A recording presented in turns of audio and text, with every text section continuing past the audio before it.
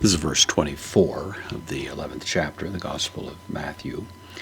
We're in the midst of Jesus condemning the cities where he did his great works because they had failed to repent. They seem to have taken pride in the fact that Jesus had made his headquarters there, especially in Capernaum, but that's as far as it went. They didn't really embrace the true message that he was bringing to them, and so he now repeats a condemnation he said earlier. In fact, this verse 24 is virtually identical in many respects to verse 22, which came earlier. We have the same adversative here. This is plain. It's usually translated but.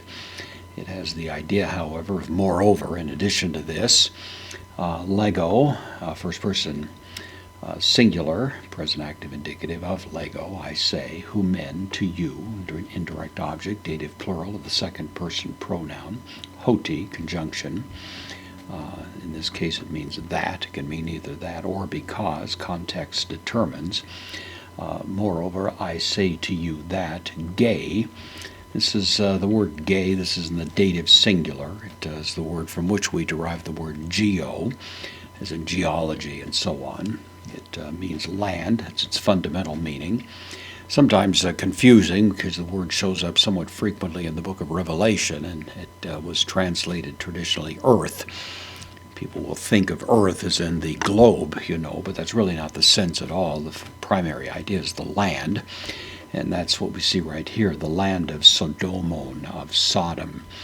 That's its standard meaning, and that's really the preferable way to interpret the word when you encounter it. So I say to you that a land, Sodomon, this is Sodom, it's in the plural, which is fairly common. It's often also the case that Jerusalem will be mentioned in the plural as if there were multiple Jerusalems, but it was simply a kind of Hebraic way of adding emphasis to it. The emphasis or the intensity of the plural is the idea. So in the land of Sodom, with a little bit of emphasis here, anektoteron. Anektoteron is an adjective. It means more tolerable. It's based on a verb, anekomai. The root of it is echo, I have. Ekomai is the middle voice. Have for myself. The ana means up. And so the general idea is to put up with something, and from that is derived the idea of tolerating or being more tolerable as a comparative adjective. So I say to you that with respect to the land of Sodom, it will be more tolerable. This is estai. This is the future of Amy, I am, third person singular. Future active indicative. It will be more tolerable with respect to Sodom. In, preposition, takes the dative hemera, the dative of hemera, as an ephemeral, lasting only for a day. It's the word day, of course, common in the New Testament. In a day, chryseos, from chrysis. We get the word crisis from this. This is the date, or the genitive. In a day of judgment, singular.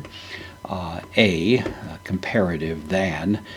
Soi, with respect to you. So more tolerable in the dative for Sodom than for you. The dative singular of the second person pronoun. So again, repeating essentially what he said earlier to drive home the point that the refusal of these people to repent, in spite of the abundant and irrefutable evidence of the truth of the claims Jesus was making, would actually render them more culpable in a day of judgment than for the pagan cities that knew less but maybe would have been more responsive had they been confronted with the same evidence.